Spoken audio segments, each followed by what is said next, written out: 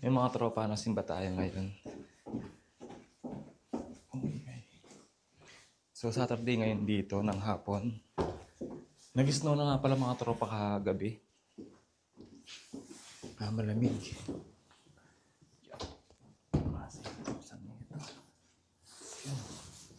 So tama ang desisyon natin na mag-jacket na makapal kasi sobrang lamig na. Di pa naman ganun kasobra, pero malamig na talaga.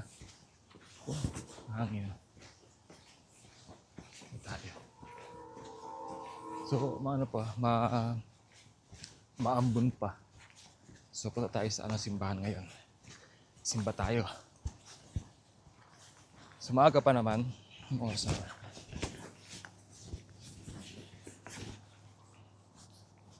49 pa lang. 3:49 ng hapon. O nga pala mga tropa, nang gusto ko lang share sa inyo. Kasi, di ba, natandaan niyo yung anak ko. Ito siya. Si Baby Giyukil. Yung anak ko na merong cleft lip and palate. Pinost ko po siya sa TikTok. Dati nag-trending siya sa Facebook page ko. Tapos ngayon nag-trending na naman siya sa TikTok. Sinare ko siya doon kasi mga tropa, bakit ko sinashare yung anak ko sa social media? Tataon din ng mga ibang tao na bakit ko siya sinashare. Hindi daw ba ako natatakot na yun siya, bully siya, ganun di ba? Sabi ko hindi. Proud ako sa anak ko eh. Yun lang. Simpleng sagot ko lang, proud ako sa anak ko. Bakit ko itatago yung anak ko? Ano bang niya? Ano ba yung kulang sa kanya, di ba? Proud ako, bakit? Ganun lang. Bilang magulang mga tropa, talagang yung pagka-proud ko sa anak ko, sa anak namin, sobra-sobra. Yung tipong kaya ko siya i-share kahit kanino. Bakit? Di ba? Bakit ako matatakot sa sasabihin ng iba? Yun. Yun yung ko.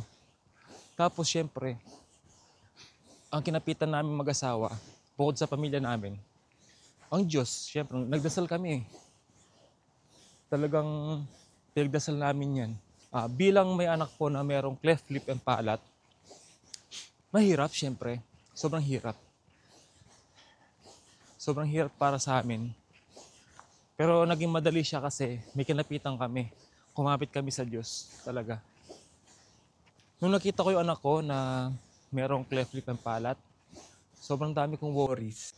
Unang pagkakita ko sa kanya, nasaktan ako para sa kanya. Madaming pumasok sa isip ko. Sabi ko, paano na kaya yung anak ko pag lumaki siya? O habang lumalaki anak ko, paano kaya mangyayari? Kasi natatakot ako mga tropa, baka bulihin siya. Nung pagkakita ko nung first time ko makita anak ko, sabi ko baka mamaya mabuli siya. Habang lumalaki. Yun yung unang worry ko para sa kanya. Siyempre, iba na yung panahon ngayon eh. Di ba? Pangalawa mga tropa, yung worry ko sa kanya, habang lumalaki siya, baka, yun nga, maapektuhan yung pagsalita niya, maging, yun ang ngongo, di ba? Yung simpleng, interpretasyon natin sa ganyan. Baka maging ngongo, ganun. Siyempre, butas yung niya, ngalangala eh. Tapos mga tropa, iniisip ko pa, alam nyo, yung paano siya makapagtrabaho, kung tatanggapin ba siya sa trabaho ng employer. Dahil nga sa Pilipinas, mga tropa, alam nyo naman, kailangan ng pleasing personality. Di ba? Baka i-judge siya dahil nga meron siyang cleft lip and palate. Yun. Tapos, iniisip ko pa, sabi ko, may magagusto kaya sa kanya? Makakapag-asawa kaya siya? Paano na kaya siya kapag laki niya? Yun, mga worries ko mga tropa, ang dami. Hindi mawawala sa isang magulang yun. Lalo na kapag magulang ka talaga, sobrang yung tipong mabuli ang anak mo. Dobleng sakit yun eh. Alam mo yun, parang iba kasi pag magulang na eh. Yung parang, yung lamok nga pag dumaapo sa anak mo eh. Nag-worry ka na eh, di ba? What more kapag sinaktan pa anak mo. Yun, sobrang hirap. Pero, naging madali siya para sa aming mag-asawa kasi, bakit? Kasi mga tropa, proud kami sa anak namin. Hindi namin siya tinago. Lamig. Hindi namin tinago anak namin. Bakit namin tatago, di ba? Proud nga kami sa anak namin eh. Wala kaming pakialam kung anong sasabihin ng mga ibang tao o kung bully siya. Actually, mga tropa na pinost ko sa Facebook yung anak ko, marami ang nag sumuporta. Tapos, merong iilan na tawag doon, binuli siya. Maraming tawag sa kanya, ginudge kami, kami mga parents niya, ginudge kami, mga ganun. Pero hindi kami nagpatinag. Ginawa namin sila ng inspirasyon para para gawin pa yung tama. Ngayon mga tropa, tignan nyo naman, di ba? Nasa magandang siya ngayon. Naoperahan na siya. Naging ayos na yung lip niya, yung palat niya. Ayos na lahat. Di ba? Ang ganda ng outcome, di ba? Yan. Kung nagpapekto kami mga tropa sa sasabihin ng ibang tao, yung pampahina ng loob na ganyan, yung sasabi nila, wala mangyayari sa amin. Wala mangyayari sa anak ko. Ganun na lang mangyayari. Kaya talagang ginawa namin yung lahat. Kasangga namin ang Diyos syempre at kasangga namin ang Philippine Band of Mercy kung saan po siya na operahan. Sobrang laking tulong nila sa mga nag-sponsor, ganyan. Yun.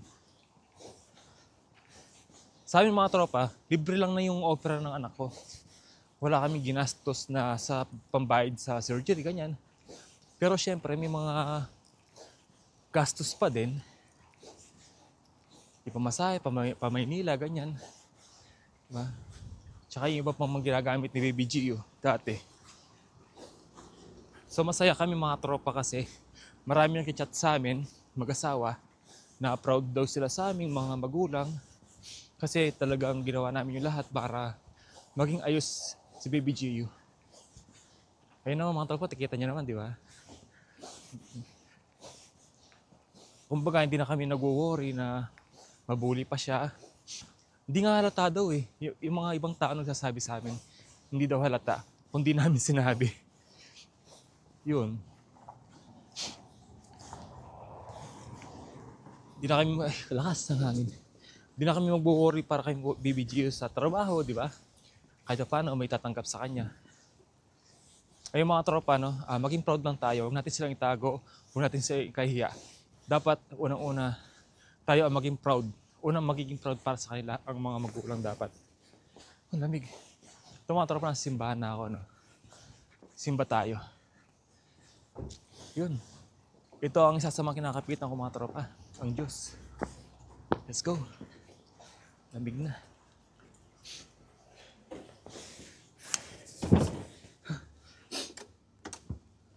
Hindi ko alam.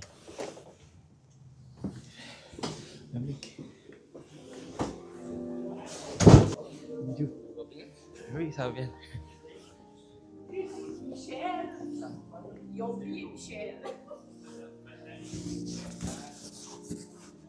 On essaye d'être bon.